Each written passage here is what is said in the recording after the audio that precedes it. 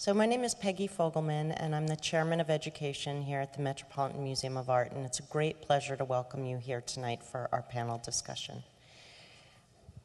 With the planning of the new suite of galleries devoted to the art of the Islamic world, the staff in education, in collaboration with our curators, had an opportunity to conceive of programs and events that would support the aims of the installation and further the museum's mission to enhance understanding and appreciation of art and culture.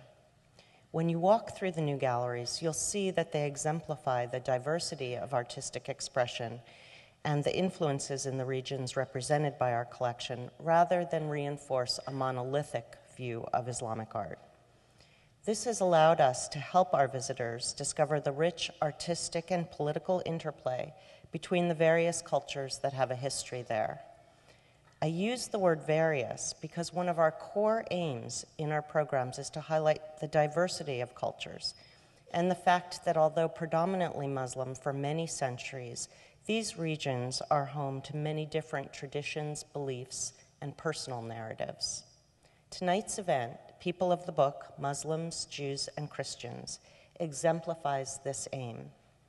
It's intended as an opportunity for leading scholars to come together to discuss and debate issues that cut across religious lines, and for us to hear the many different viewpoints that exist within and among these faiths.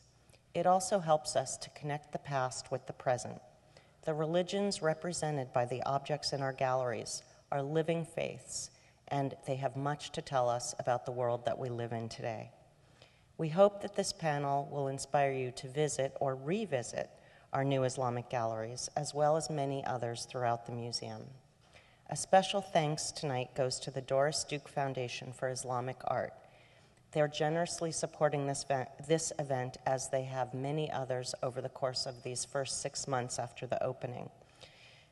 Our moderator tonight is John L. Esposito, Professor of Religion and International Affairs and of Islamic Studies at Georgetown University, and founding director of the Prince Alwaleed bin Talal Center for Muslim-Christian Understanding in the Walsh School of Foreign Service.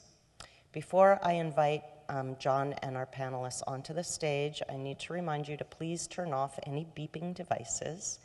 And I also want to point out that we have microphones set up in the aisles, and we'll be using those microphones to take questions during the question and answer portion after the panel discussion.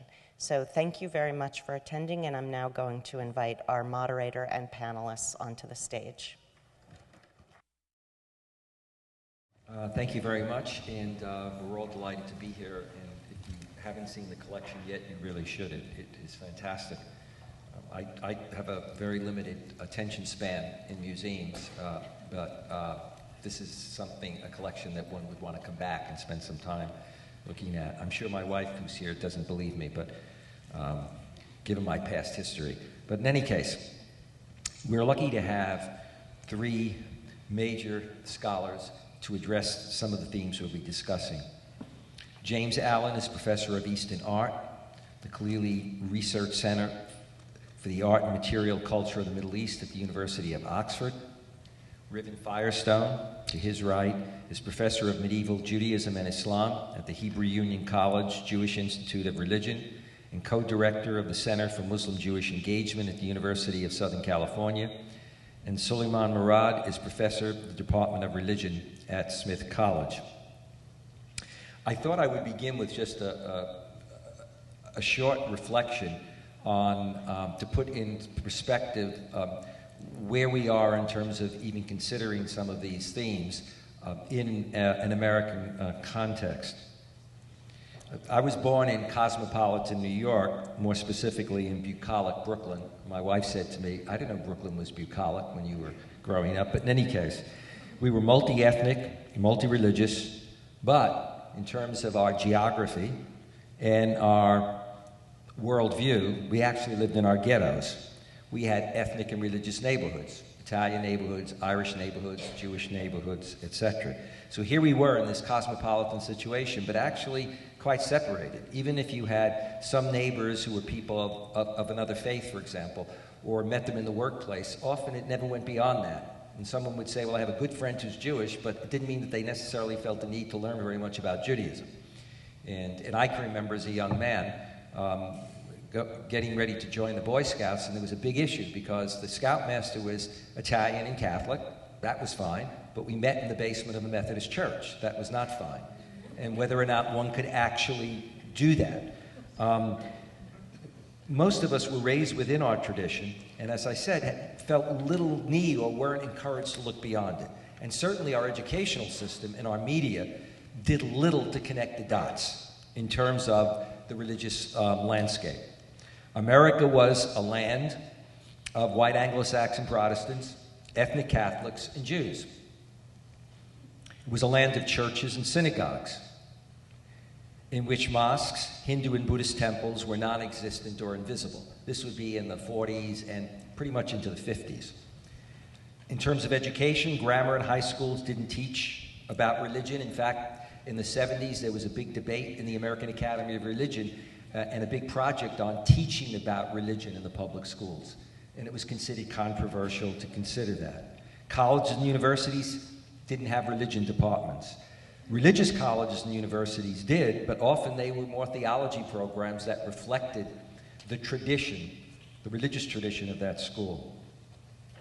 All of this changed in the late 1960s and 1970s. There was a significant transition. As some said, we were turning east and the east was coming here through immigration, through many religious leaders, Hindu religious leaders, Zen Buddhist masters, etc., coming to America. And that encounter of turning east was one that then began to see the growing significant representation of Hinduism, Buddhism, Islam, and Sikhs and Jains in our society. It was really around the 60s and 70s that one began to talk about religious dialogue, but initially that was a dialogue, for example, between Catholics and Protestants. And then it became a trialogue between Catholics, Protestants, and Jews. And in a way, that was the way interreligious dialogue was defined for still quite a few years. That is, before we broadened it even beyond that. What that meant was that Islam, for example, was grouped with all the other religions. So, first of all, you had Christianity, often very separate. When I went to the College of the Holy Cross in 1972 to teach there was nobody teaching Judaism. We eventually established a chair there, but from 72 for quite a few years, it was Christian theology, and our liberalism meant that we hired one or two Protestants. And they did some teaching. You know, I mean, this was... And Holy Cross, one of the top 25 liberal arts schools in America. That began to change, and the landscape began to change, so that as we know today, for our younger generation, they grew up in a society wherever they are, they see or hear about Islamic centers or mosques, or you pass by a Hindu or a Buddhist temple, all of which simply wouldn't have been there those years ago.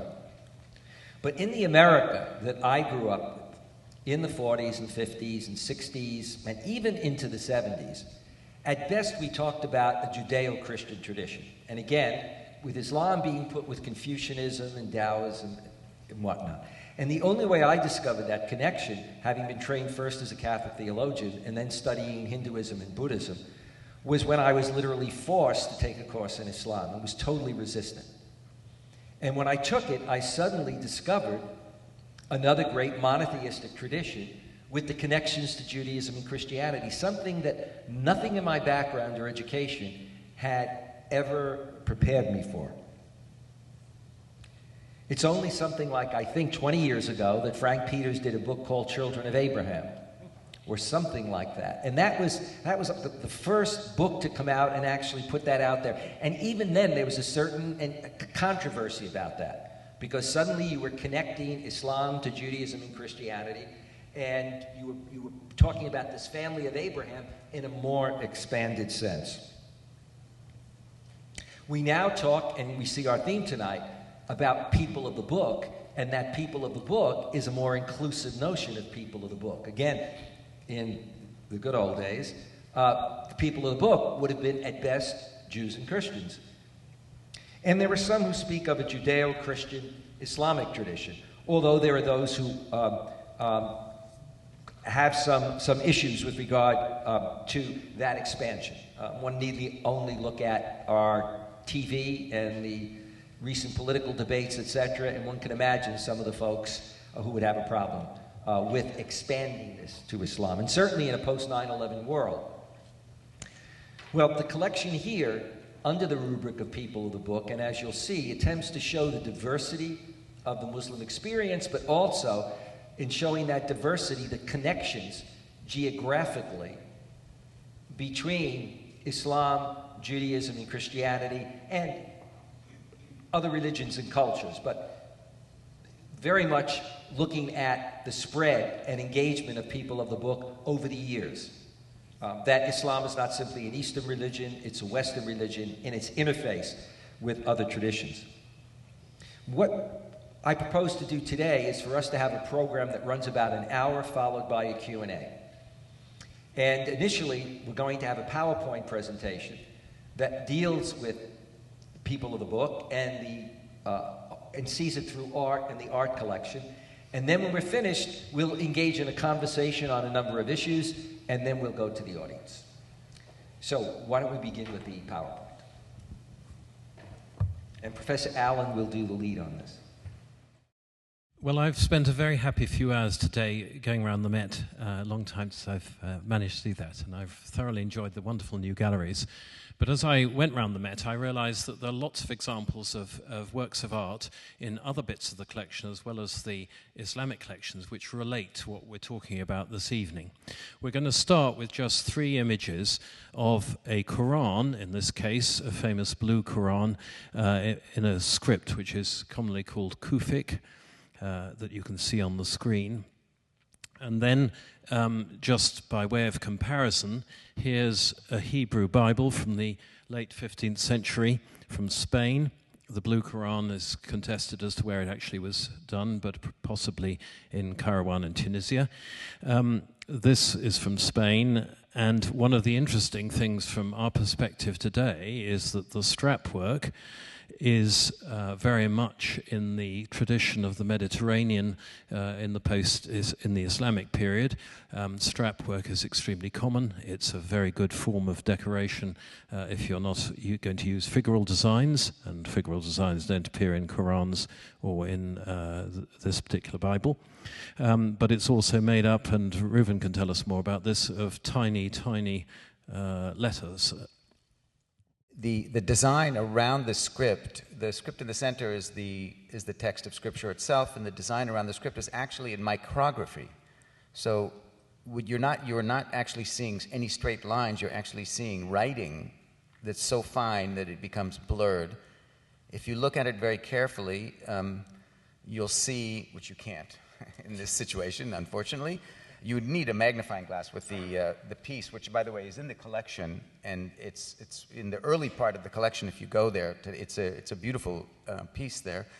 That is these are instructions. This is the Masorah, which is a kind of detailed description of how the grammar and syntax of the scripture is supposed to be written and why it's written particularly in the way it is. You'll see these little words on the columns to the right and to the left.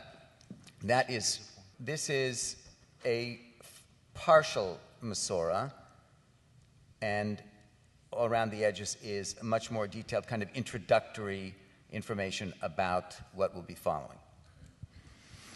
Great. And then as a third example, here's a Christian Bible, a Coptic manuscript.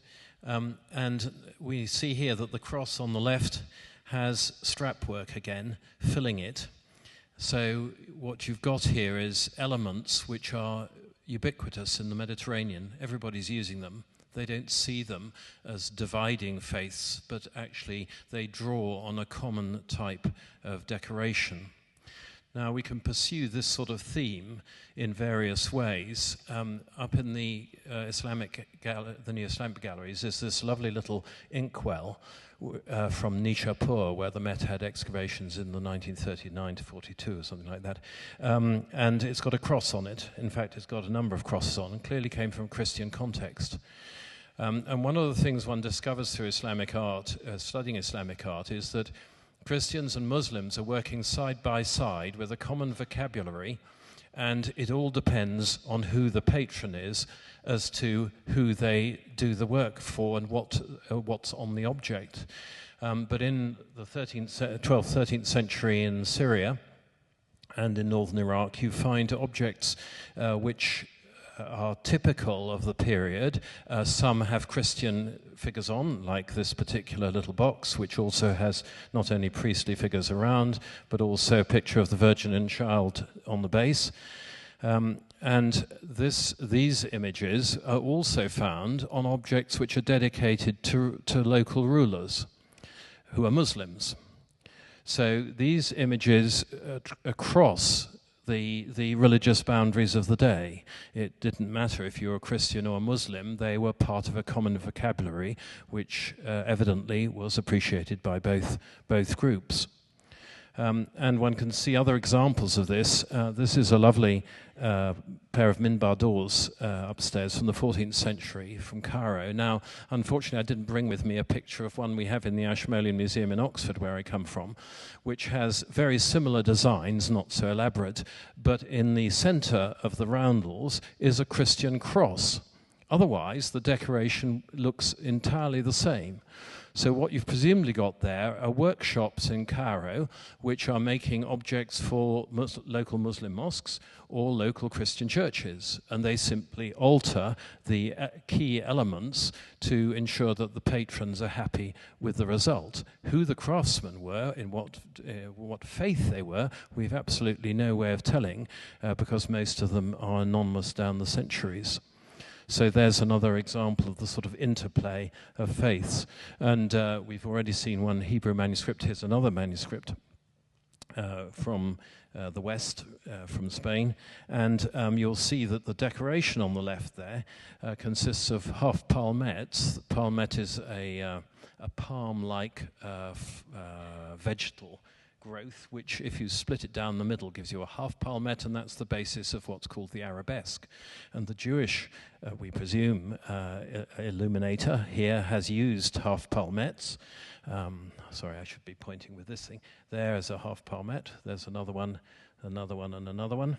And he's used what I would call an arabesque around here. That's a scrolling stem, an S-shaped stem with little leaves.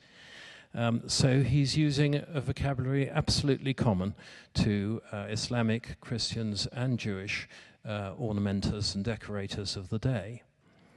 Again, another example of the way things cross culture, cross religions, and a couple of other examples up in the gallery. This is a wonderful plate from the Mudéjar period, the post-Reconquest from Valencia, but it's got in it sorry, I pointed with the wrong thing. It's got what's called al-afia pattern, because it's a pattern in these pieces here made up of alif, lam, ayn, and that is a very common pattern in this part of the world, and it's based on Arabic. It's a repetition of that, but by this time in Valencia, we don't know whether the craftsmen were still Arabic-speaking Muslims, or whether they'd been converted to Christianity, or we don't know who they were exactly, but they're still using the traditional patterns, even though it's for Christian patrons. In other parts of the museum, I came across this Byzantine Bible, and it didn't have exactly what I hoped it had, but this was the nearest I could get, in that many Byzantine texts of this sort of date, what we had circa 1100, have what are called carpet patterns, and they're designs, all over designs like the border on this particular example, which show the influence of the Islamic world, in that they follow the sort of design that might have covered a carpet of the period, only no carpets have actually survived. So the Byzantines too were interconnecting. And you can see even more of these interconnections if you go to the Limoges gallery in the museum, which Limoges is in central southern France. And Limoges in the 12th, 13th century was a center for enamel work. And these enamels have visual contacts with the Islamic Mediterranean of their day. For example, here you have the background to these three figures is what's called a vermiculated scroll. But it's a type of scroll which fills the space but doesn't run behind the figures. And that's characteristic of other areas of the Mediterranean at this same period. So although this is Christian and done for reliquaries and things like that in Limoges at the time, that doesn't mean that the craftsmen weren't aware of other designs coming in from elsewhere in the Islamic Mediterranean, and they were happy to use them.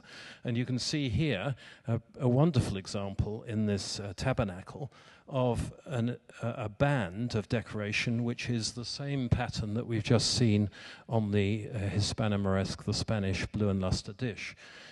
It's Aleph Lam Ain in Arabic, and it's used as a pattern here by the Limoges craftsmen. Now, it's very interesting. Of course, it may be that these Limoges craftsmen weren't aware that they were using an Islamic pattern, but on the other hand, there's an interesting manuscript that has survived, which is written in Latin by a Limoges scribe, and in the middle of one page is a little picture of an actual Arabic inscription which has been obviously copied from a piece of silver or metalwork and just left there in the text. So it's highly likely these people knew exactly where they were getting such ideas from. And there's another one, this is rather difficult to see, but this Virgin and Child has in the folds, sorry, I'll just get back to that. In the folds there has another of these inscriptions. And costume textiles was the way that a lot of these ideas traveled. And so, just finally in this area of interest, I put in a couple of pictures from the Renaissance gallery, because there, if you look closely at Renaissance paintings, you very often find that the braid that's used for the edging of the Virgin's costume or other people's costumes do actually have pseudo-Arabic. They have derivative designs. And here you have one running here. And there's another one in this which I came across around this bit of braid. So it's quite fascinating, the interplay between the different faiths in these different periods, different areas. We tend to think in compartments, I think, in today's world. We want Muslims to be Muslims and Christians to be Christians, Jews to be Jews. But actually, in the Middle Ages, there was a huge amount of cultural interchange going on. And though you might have groups of people living together in religious groups and so on, the craftsmen were working for different clientele depending who the patrons were. Just to finish off at this section, and I must hand over to my colleagues before I monopolise the whole evening, I came across a very interesting reference in the time of the Crusades. One of the crusading counts was building a palace in Beirut. And the text which describes it says that he employed Crusader craftsmen from the West. He employed local Christian craftsmen from the local Christian communities, and he employed Muslim craftsmen from the area. So there they were all working for a patron who was a Western Christian, but it didn't matter. They got a job, and they would adapt their work to suit. I think I said enough on that topic. Shall I pass it on to? That was very good. I just want to make a comment from today. The largest, perhaps the largest mosque in America, certainly the largest Shia mosque in the Dearborn area. The calligraphy in that mosque was done by if I remember correctly, a Lebanese Christian craftsman who volunteered to do it and did it free of charge, other than, they're bringing him over and looking after him, which I thought was rather exemplary. Yeah, absolutely. Suleiman. Yeah, this reference to the Crusader Count of Beirut made me think of the Dome of the Rock. And when the Umayyad Caliph Abdul Malik ordered its construction in the latter part of the 7th century, he could only hire for the task Christian artisans. Obviously, by that time, there were no Muslim artisans who could do such work. And in the construction, which is pretty much by the admission of all scholars of Islamic art, it's pretty much in line with Christian structures that have similar purpose, which is the Dome of the Rock. Many people think it's a mosque. Actually, it's not. It is a place of pilgrimage. It's like a martyria in the sense that people come because they have vows and they want to fulfill them. They don't come there simply to pray like they go to a mosque. And therefore, it needed a particular purpose. It needed to be constructed for a particular purpose. And the Umayyads had to hire Christian artists and artisans.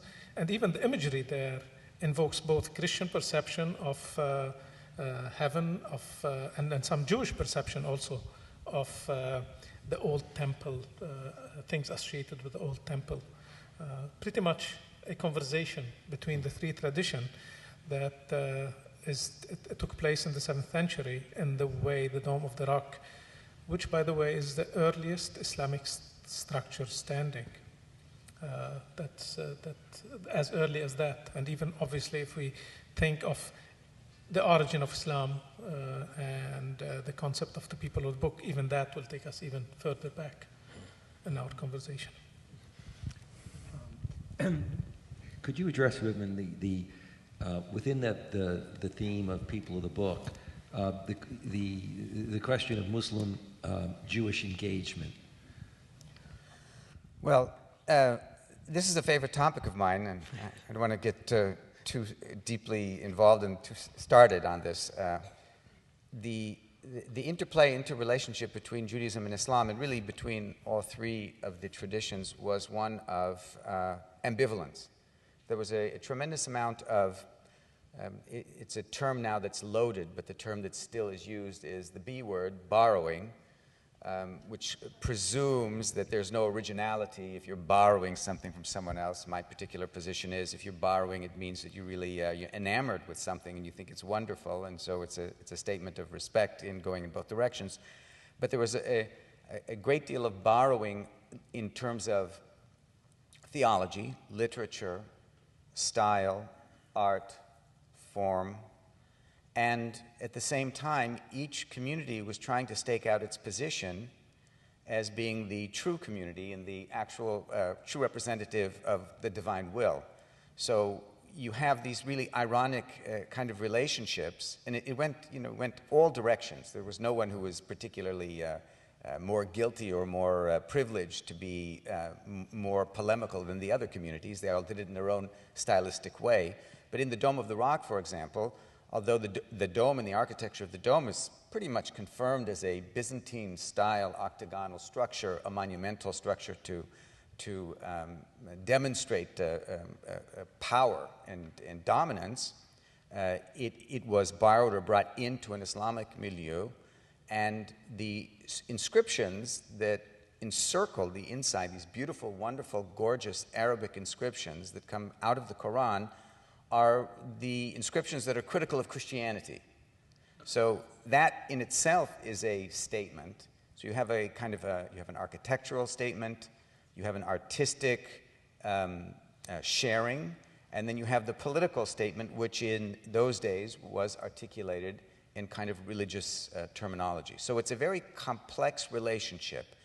Everyone is playing the same game, and they're playing knowing the same rules. The rules don't apply equally to everyone because in each community where the community is politically or militarily dominant, then the rules change over who gets to be more dominant in the polemics or in the apologetics. But in each case, everyone knows the rules and they're all playing it within the same arena. And could you perhaps talk a little bit about the Muslim-Jewish engagement, let's say, in Andalusia or... Well, yeah, so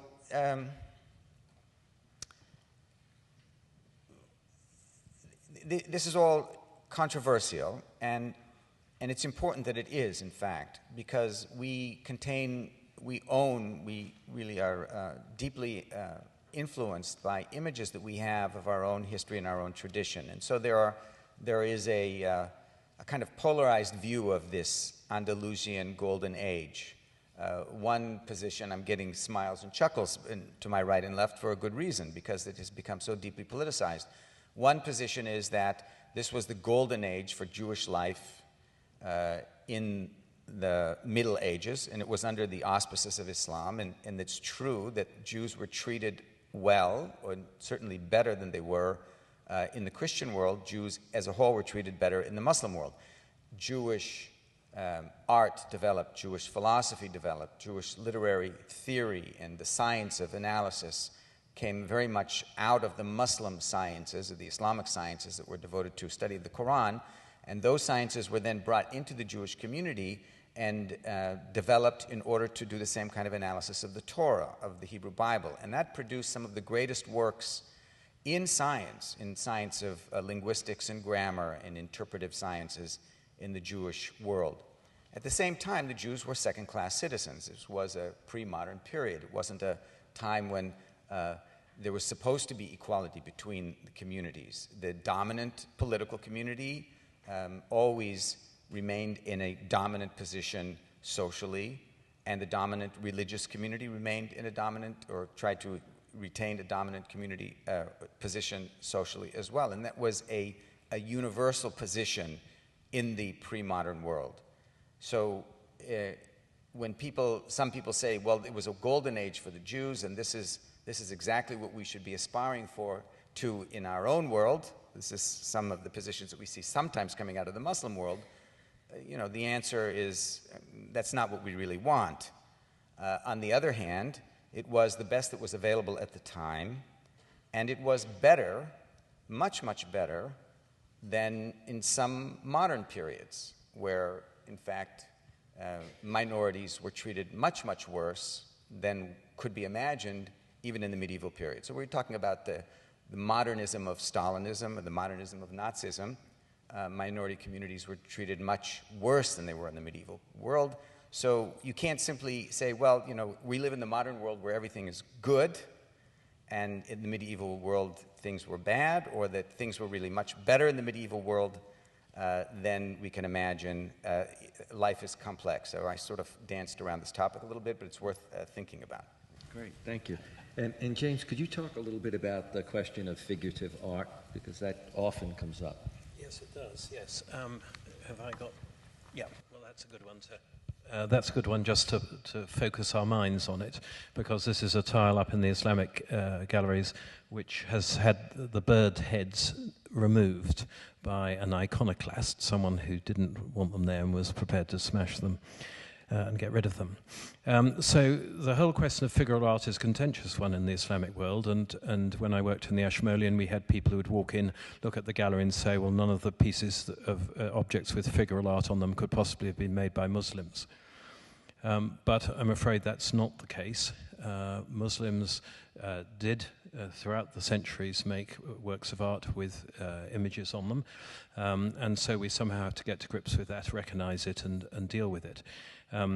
It's a very complex matter. I won't spend more than a moment on it, or 2 moments on it, but just to show the complexity, the Quran condemns idols, but is ambiguous in its condemnation of painting, or doesn't really deal with that, whereas the hadith, the traditions associated with the Prophet Muhammad about his life and what he had to say, do condemn images, but some of those condemnations are themselves ambiguous. For example, there is one tradition in which the Prophet's wife Aisha has a cushion with images on it, and that is allowed But there's another tradition in which the Prophet refuses to come into the room with the cushion which has images on it. So those are not clear. And indeed, there's a very interesting story in a 9th century history of Mecca about the Prophet that when he went into the Kaaba, having taken over Mecca, he went into the Kaaba, the cube-shaped building in the center of the sacred shrine, and he had washed off all the images that were inside it, which presumably were mostly of idols. But when he came to an image which had the Virgin and Child on it, he put his hand over it and said, "No, don't wash this one away." And then he changed his mind, said, "No, wash that away too." So early Islam is not absolutely clear-cut on this issue, and so that accounts for ambiguity in later times. The key moment, it seems to me, is in the 690s AD, about sort of 40 years after the Prophet's death, when Abdul Malik, the ruler in Syria, decides to go for a coinage which is totally epigraphic. It has no images on it, it's just writing, and it's basically religious. And that changes, I think, the whole direction, because prior to that, he'd been experimenting with coins, some of which had a standing caliph figure on them. So he was into imagery, he was trying out to see what he could do to rival the Byzantine gold coinage and to make one that was Islamic and Arab. And so then he changed his mind and he went for the epigraphic. And from then on, the coinage mostly, not exclusively, is epigraphic. And I think that really took the public line of Islamic art in a particular direction. But behind it, there is always imagery going on. It's not like this wonderful exhibition of Renaissance portraiture that you've got here in the Met. It's not like that where there's an approach towards portraiture, towards the human figure and so on. That is very Western, that's Renaissance, that's all to do with what's going on in this part in Europe.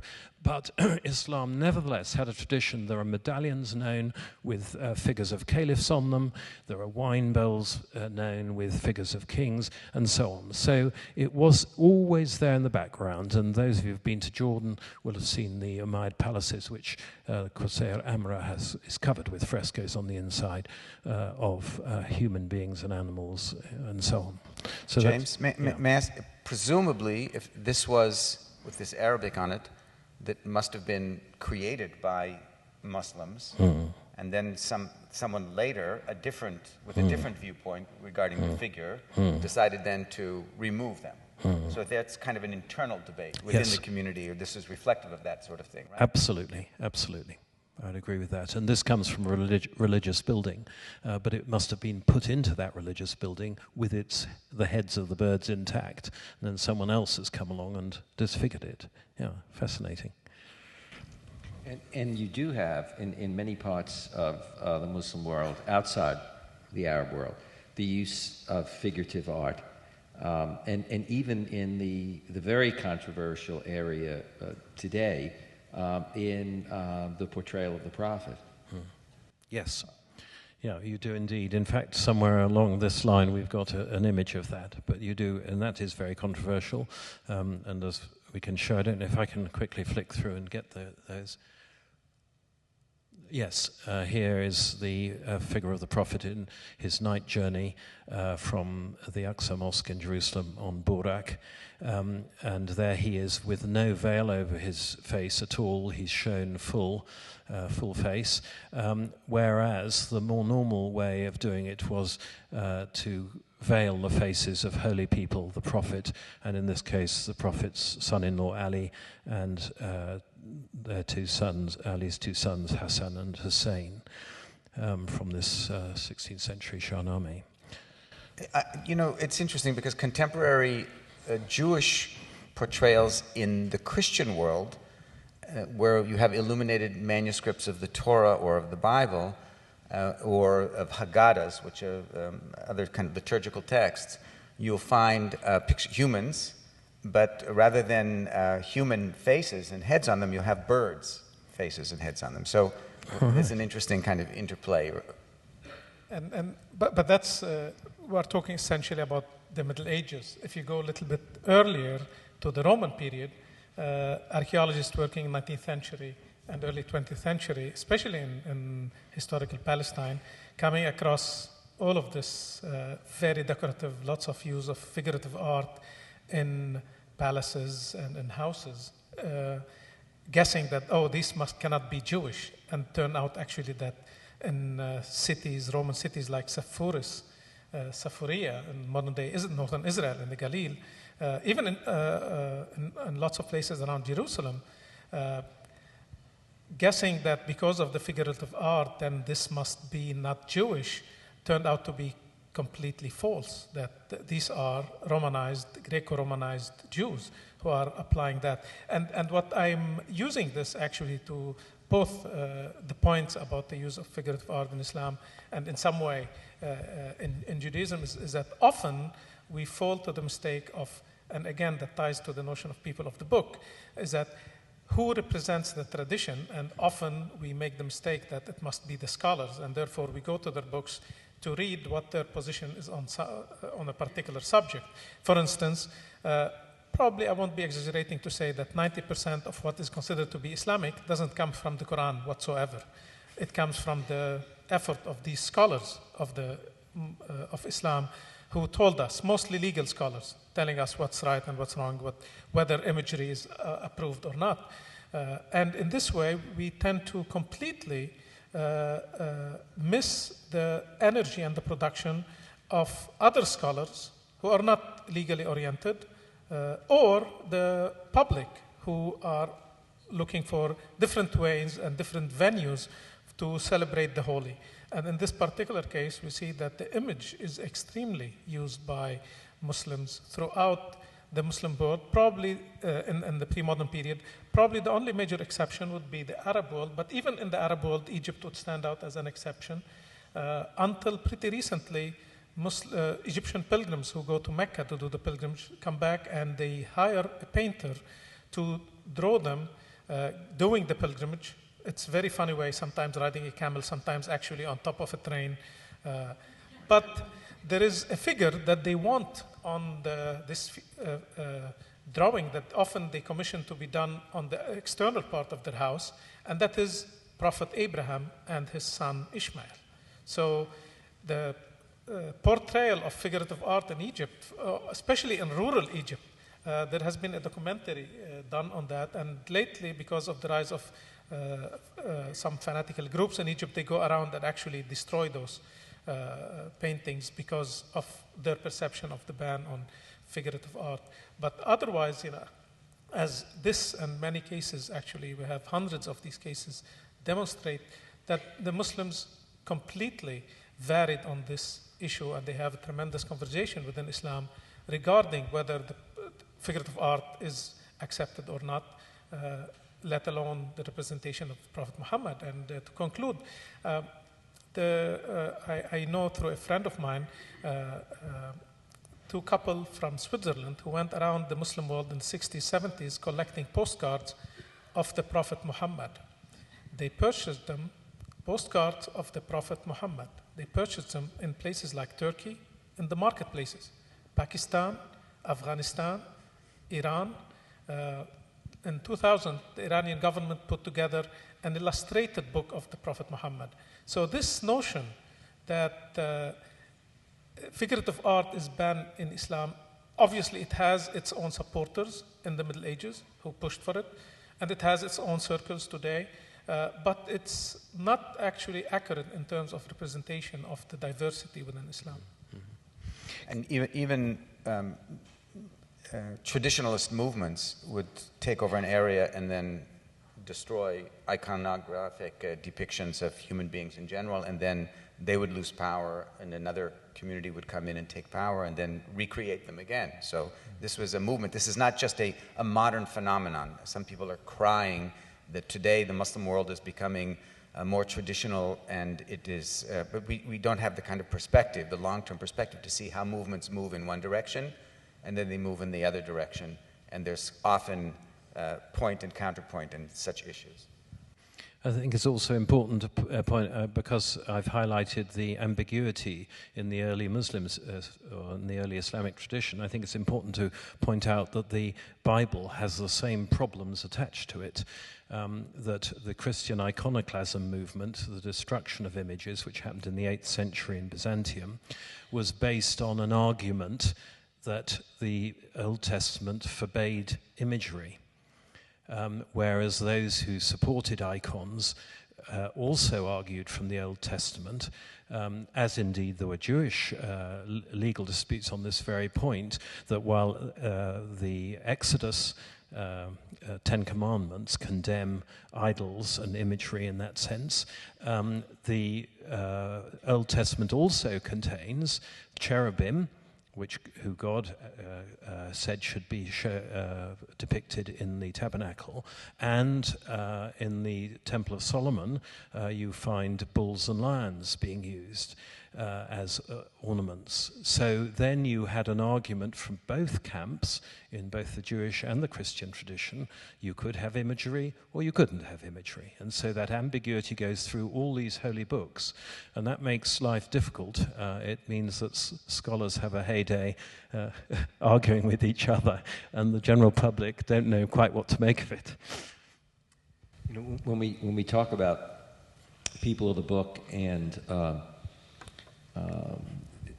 use phrases, for example, like children of Abraham, and try to make those connections, one gets into the question of, for example, a Muslim perspective on other scriptures, and also the place of biblical prophets.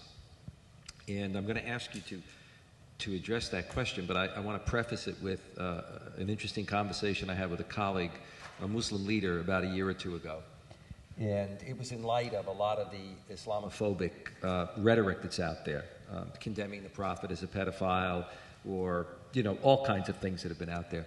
And he said to me, he said, sometimes I want to say to people, you know, you've really got us between a rock and a hard place, because you can do what you do, but we accept Moses and Jesus, so we can't really use the same kind of rhetoric, you know, in a kind of tit for tat, you know, going back and forth. But I'd like you to, Suleiman, to talk a bit about this question in the tradition. Yeah, and I wouldn't be exaggerating to say that pretty much we can't understand Islam, we can't understand the mission of the Prophet Muhammad, we cannot understand the Quran without this biblical depth. And what I mean by biblical is the Judeo-Christian depth. I don't mean, and I've evolved in my own research to the point that this does not necessarily mean that it's blind borrowing. What you are dealing with is a serious conversation with these traditions, but nonetheless, it assumes the place of departure let me correct myself, it assumes that Islam starts from this conversation, takes it as its point of foundation, the confirmation of the previous prophets. The Prophet Muhammad is a prophet in a lineage of prophets. It doesn't make sense, his message or his mission and his prophecy, if he's not coming as part of this lineage. The Quran invariably makes references to biblical prophets, but unless we go to the Bible to read about them, we can't understand what the Quran really says about that. And that's a fact that Muslim scholars from very early on realized, and they went to what we call, now it's negative reference, the Israeliyat, or the material from the Israelites. But the minute they were Islamized, that is, they were documented in Muslim books, they were completely accepted, but they were given different titles. So to go back to your question, John, here, is we are looking at a movement that started in the 7th century in Mecca and Arabia. And the title of this conversation is People of the Book. Here, the people of the book means there is a book that is given. Obviously, then the question is, who is giving the book? To whom? And in this particular case, there is a Quran that is being revealed to the Arabs, and by extension to the rest of the humanity. That book that is being given assumes that God has been involved with humanity before. And it assumes that God has sent prophets before.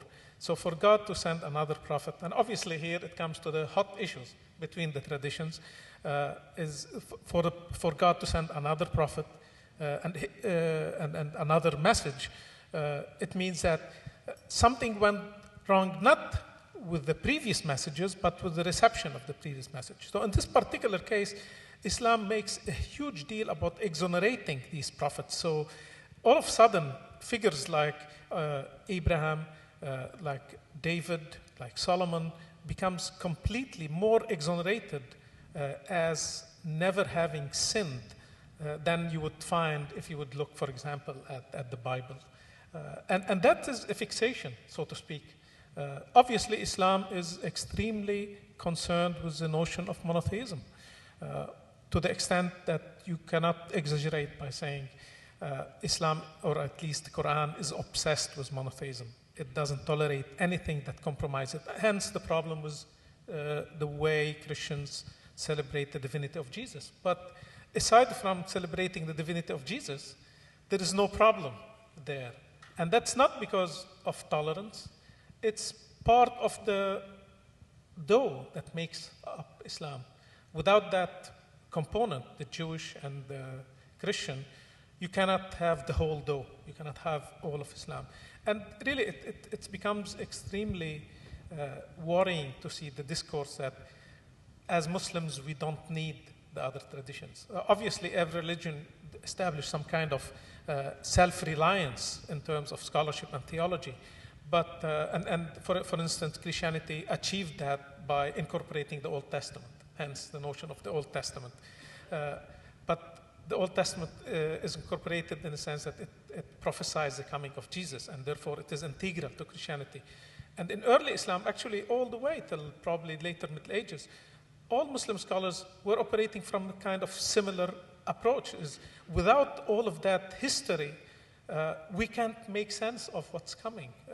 To this day, like 2 days ago, I was looking online and I found this reference to a manuscript discovered in Turkey 20 years ago of a Bible that prophesies the coming of the Prophet Muhammad, where actually Jesus said, wait for the coming of the Arab prophet whose name is Muhammad. Whether that is bogus or not is beside the conversation here, but here it tells you that this is an anxiety in Islamic scholarship from very early on, that the Bible has to prophesy the coming of the Prophet Muhammad. And you ask, why? Because if the Bible does not prophesy the coming of the Prophet Muhammad, there is something genuinely wrong here. But the Prophet Muhammad derives his legitimacy from the traditions that came before him. And there is an image, we can jump to it in this kind of, it's very appropriate for this point. Sorry, that's... which one was it? It's about the birth of the Prophet Muhammad. Oh, yes, sorry, it's gone. I think we've passed it. It's there. Oh, yeah, that's... this is a very fascinating image of the Prophet Muhammad, the birth of the Prophet Muhammad. You see his mother laying down, and he is being... this is the Prophet as a baby, and there are these two angelic figures, or, as I say to my students, visitors from heaven. At the time, if you want to visit from heaven, you need to have wings, or you need to have someone to put wings on you. But actually, they are not angels. This is Mary, and this is Asiya. And the idea here, this is a book that was illustrated, History of the World, illustrated in order to confirm the Mongols who were in Iran in their conversion to Islam. So the person who did it, who was Fariduddin, was probably thinking that this is his most important achievement as a human being, is to convert the Mongols who were already conquered most of the Muslim world and are settling now in Iran, out of which came the Ilkhanid dynasty. And the point for why, whether he intentionally put it or whether the story emerged as a result of this painting, again, becomes a little bit beside the point here. But the story is that the Prophet Muhammad is being born with the testimony of the mother that gave birth to the previous prophet, Jesus, and the woman Asiya is the wife of the Pharaoh who supposedly picked up Moses from the stream, as Louis Armstrong would say. And subsequently, this is not simply two women from heaven who gave birth to the previous prophets coming to testify to the birth of the new prophet. This is also symbolically Judaism and Christianity coming to testify and attest to the birth of Islam. So it's extremely powerful, this kind of representation. They were not simply representations. They carried with them tremendous kind of symbolism and dogma about the relationship between the three traditions in a way that is somehow lost to us in our modern conversation. And sometimes, however we try to emphasize it, we don't seem to make the point.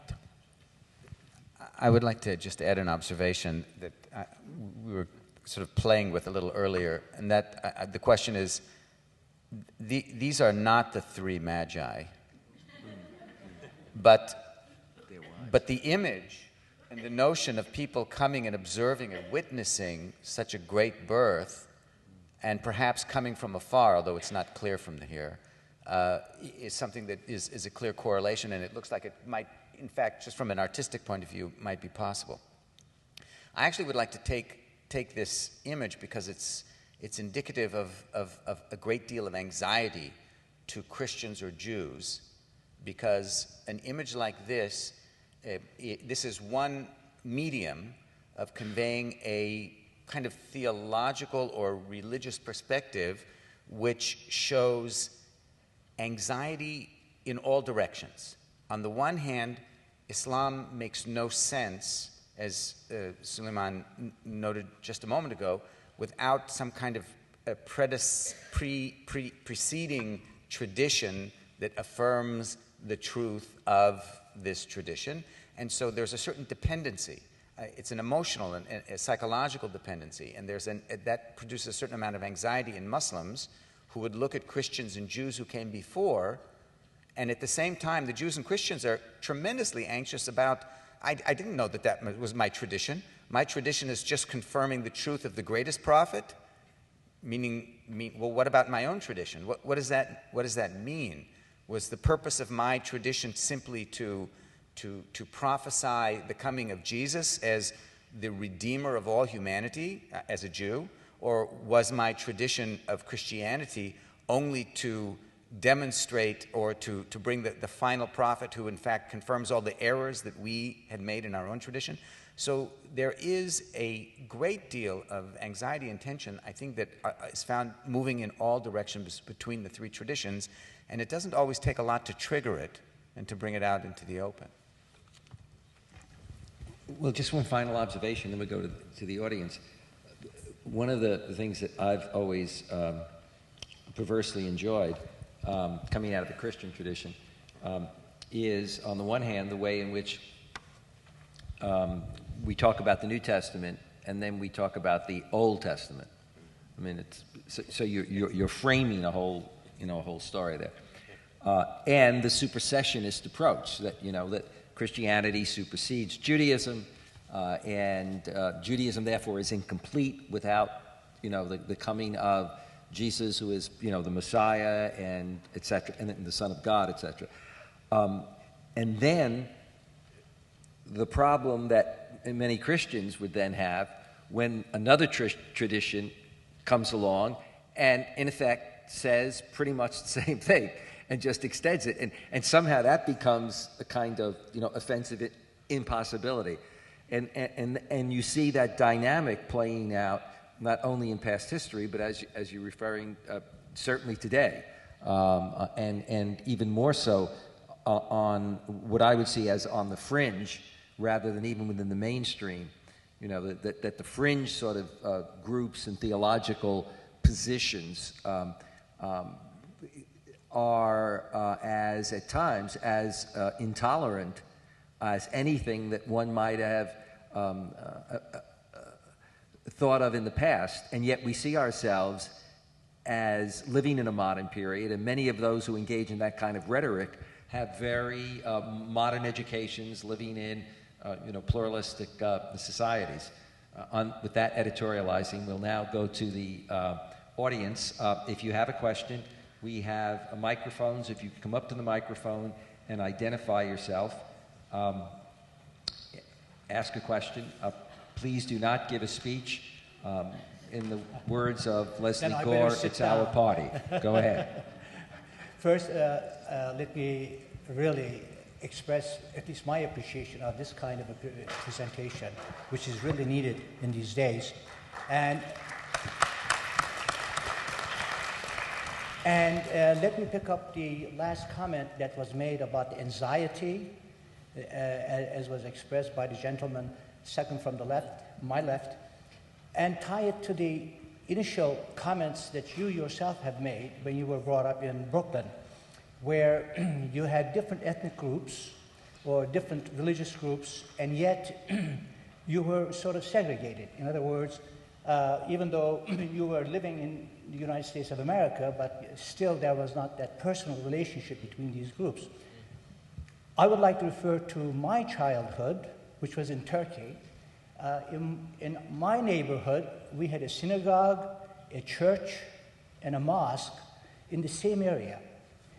And not only did we have these different religious institutions, but the people who went there and prayed, they also knew each other personally. In other words, they were not confined to their homes. So, I mean, if you look at the Ottoman history, you will see, by the way, Ottoman Empire happened to be one of the longest living empires, and one of the reasons for that was because of the tolerance, religious tolerance, and all that. But I'd like to tie that back to our present day, where we are living in a digital world. In other words, as one of you made a comment, that we somehow would like to put things in their pigeonhole, and they stay there.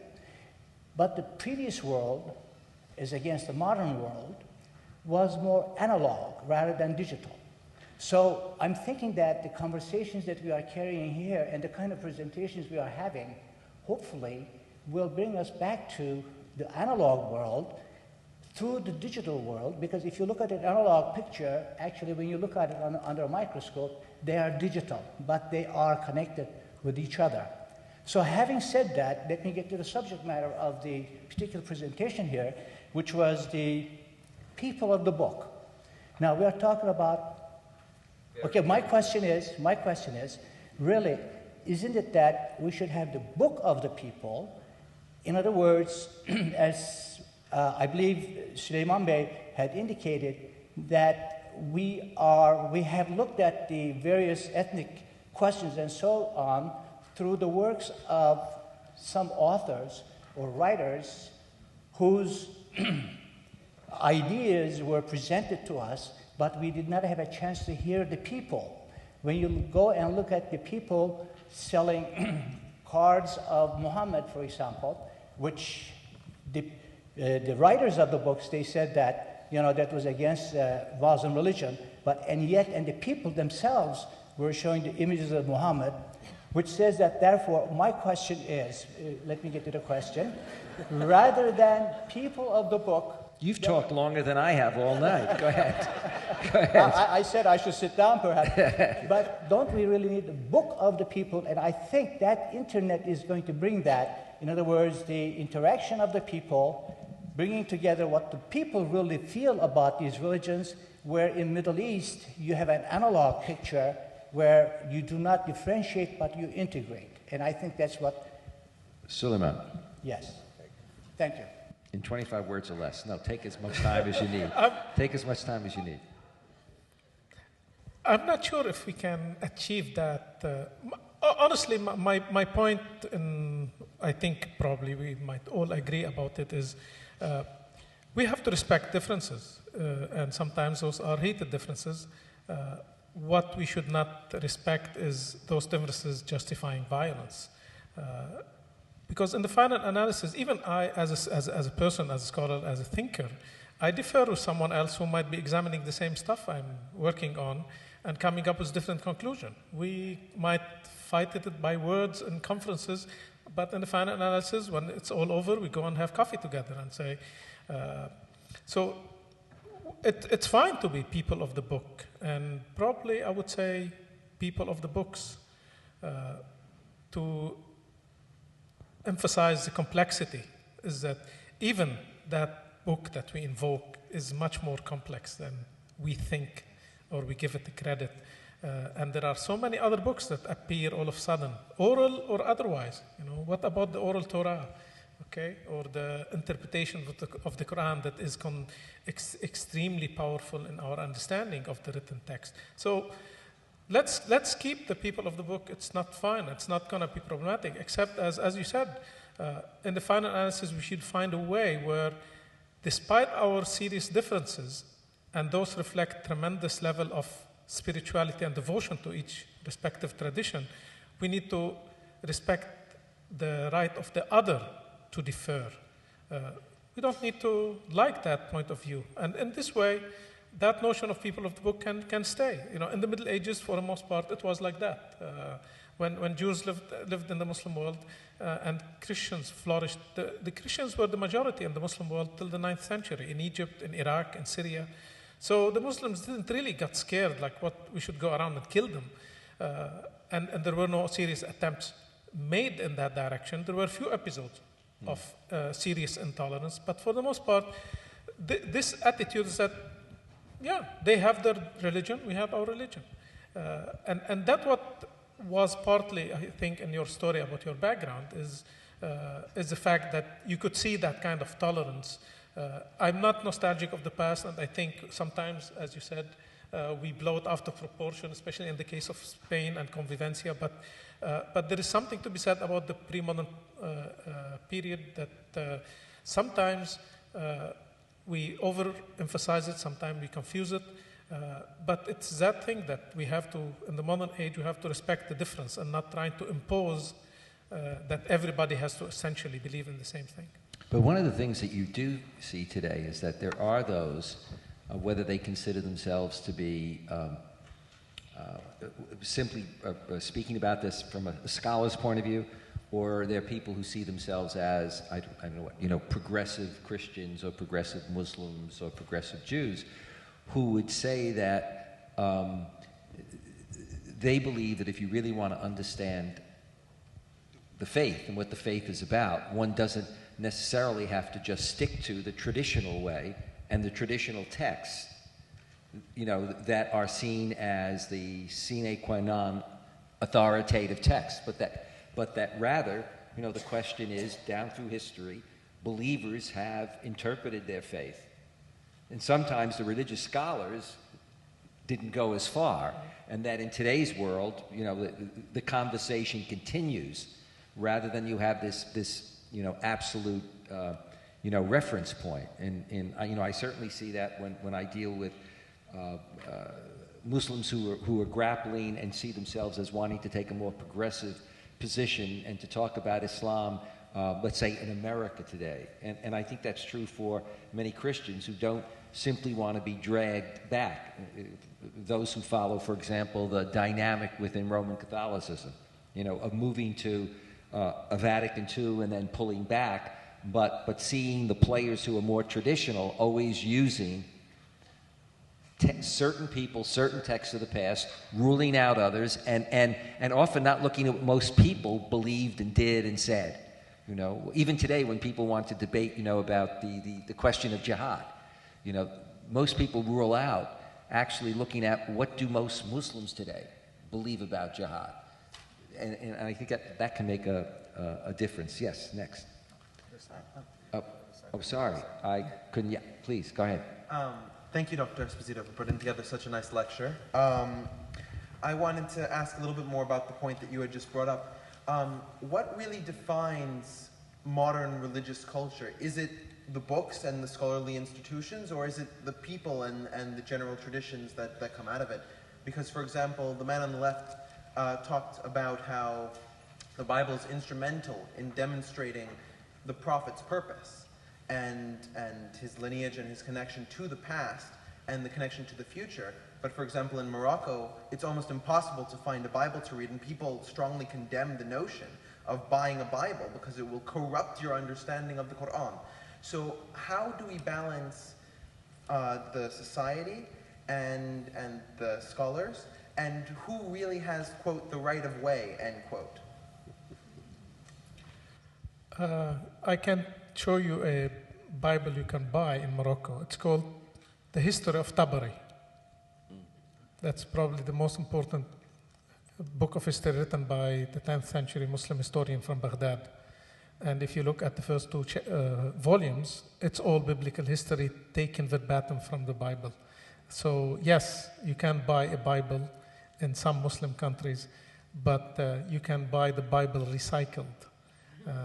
And this is not a case. I have a colleague of mine who recently published a book on a Muslim scholar of the Quran in 13th century Cairo, who wrote, obviously in defense of Islam, but in complete kind of conversation and engagement with the Bible. He read the Bible and he made some kind of commentary on the Bible, precisely for the Muslim audience. I agree completely with you, John, on that point. And your question reflects something serious. Is if we want to know Islam, we want to push the issue by saying, okay, what are the things that everybody has to know about Islam in order to distinguish it, it seems, from others. But then this betrays the complexity of the Islamic tradition. You know, there are things that for example, most Sunni might agree on. But if you put a Sunni and a Shia to talk about pretty much most of the issues in Islam, they don't agree. Really, if you put all Muslims in one room and tell me one thing you all agree on, there's not a single thing that comes out. I'm not exaggerating.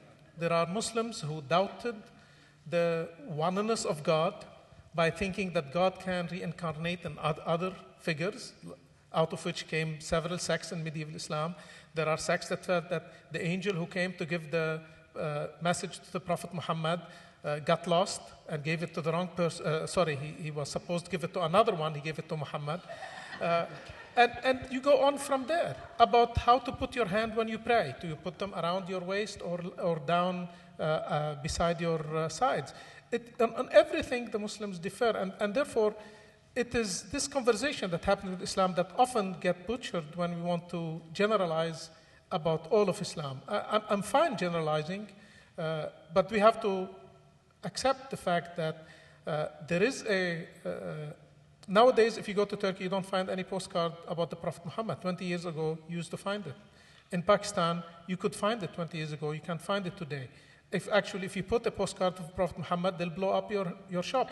So the point is, there is a voice of Islam that seems to be bullying and forcing others to go silent. Not that the others are not anymore existent. They are there, except that the others are going silent.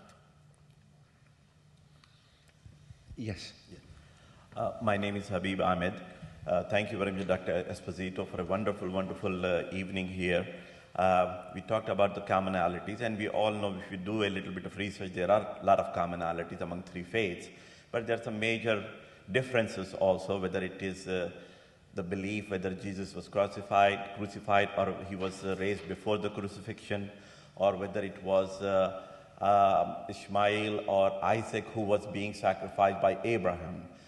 Islam believes differently than the other two faiths in these instances. But nevertheless, the commonalities are so much, I don't understand why we always fight and bicker and why all these problems. My question to any one of you is, do you think of any good reason that this Islamophobia industry is flourishing? Since 9/11, there are about 6 to 7 foundations who have spent more than $50 million to make sure that the Muslims and Islams are portrayed negatively.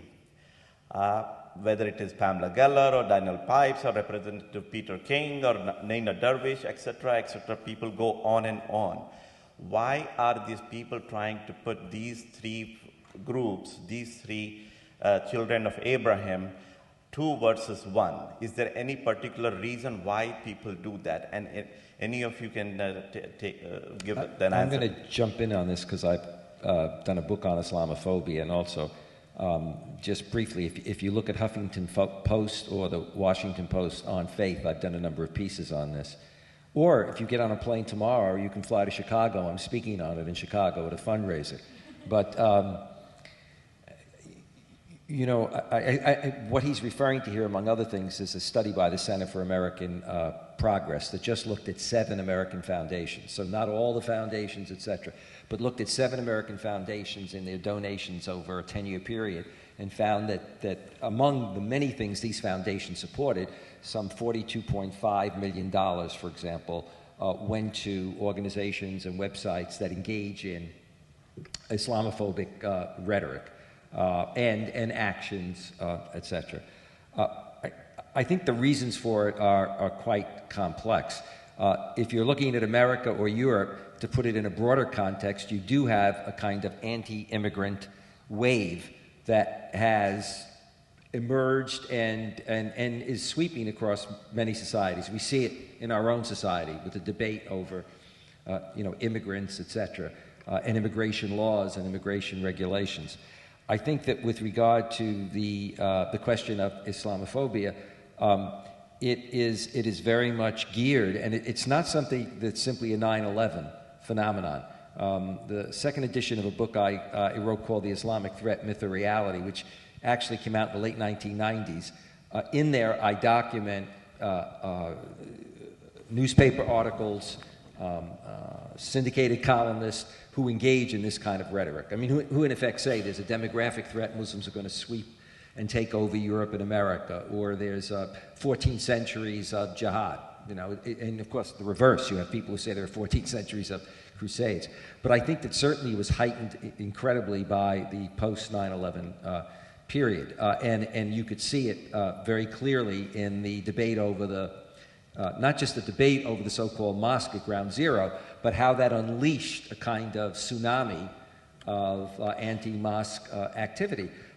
And I think if one looks at it closely, a lot of it does come from the impact of 9/11, but particularly the exploitation by demagogues who deliberately engage in a language that will provoke fear.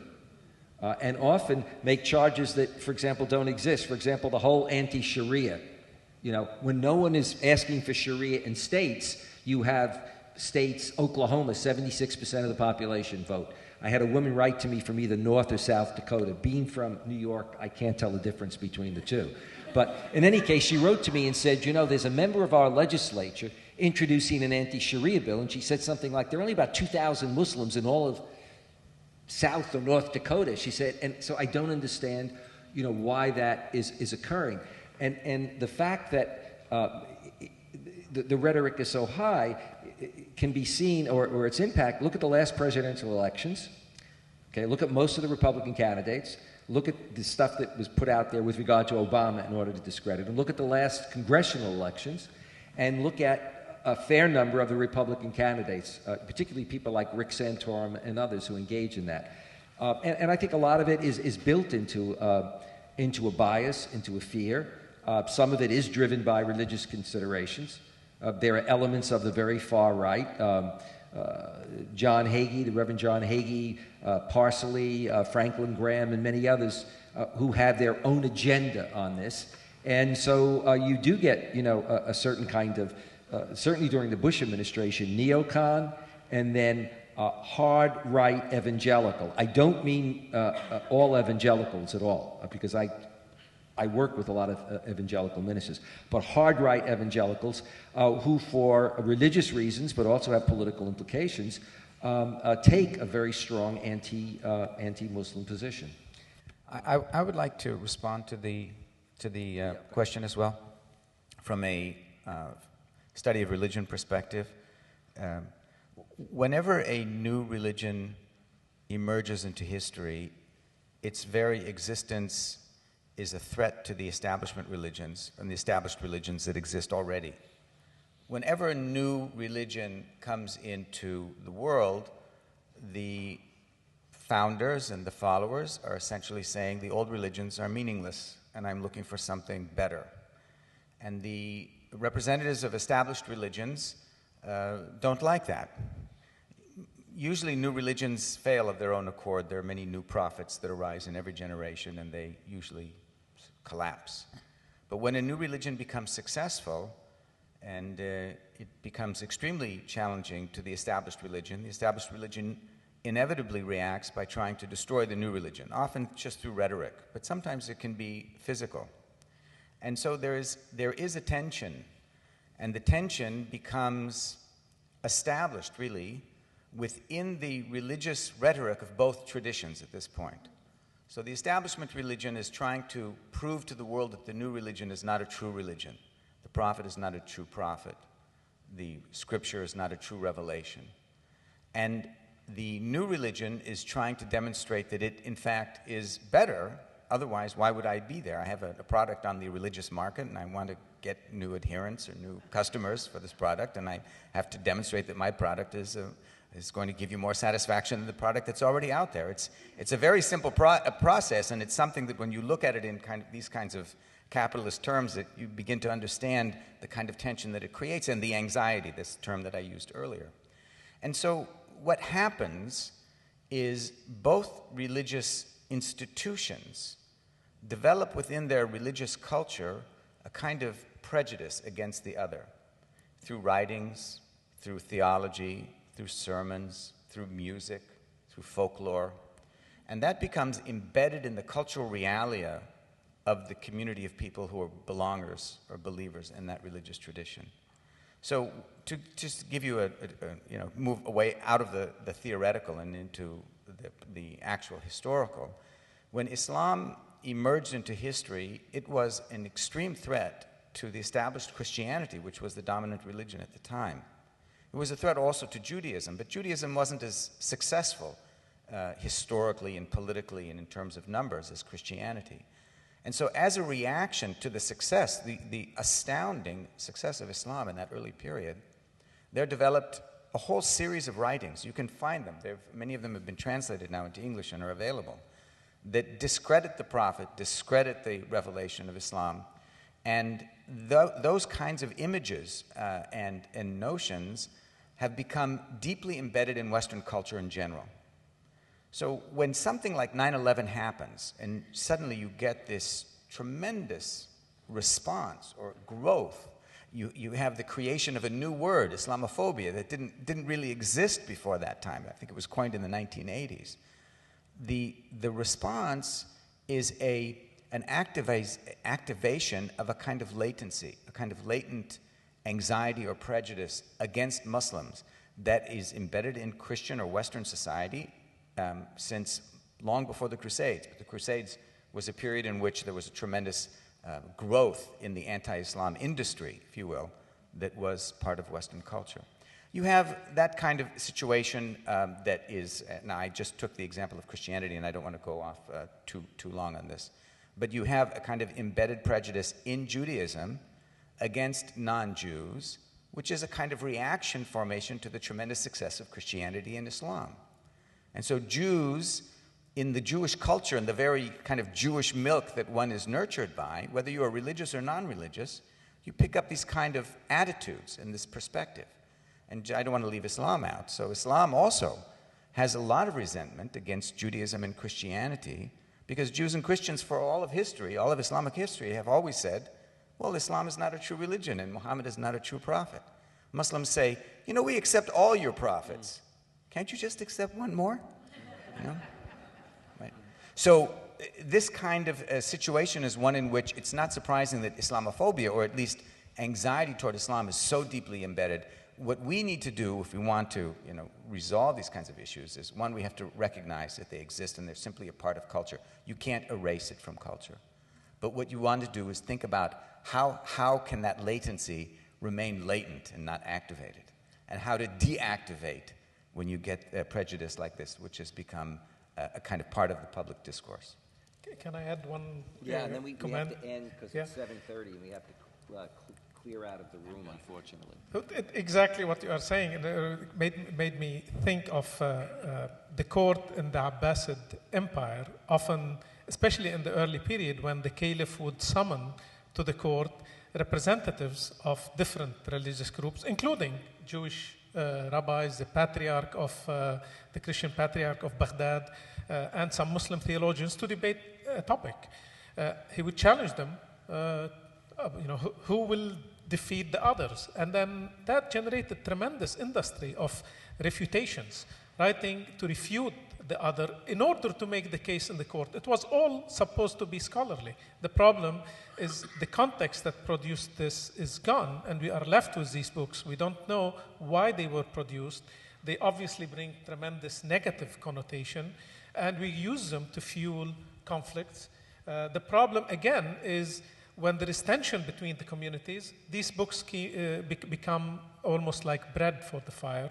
And when there is instance that you want to create tolerance between these communities, all of a sudden these books are put on the shelf and forgotten about. So again, it becomes extremely complicated, that kind of particular industry. Well, unfortunately, as I said, we have to literally end at 7:30.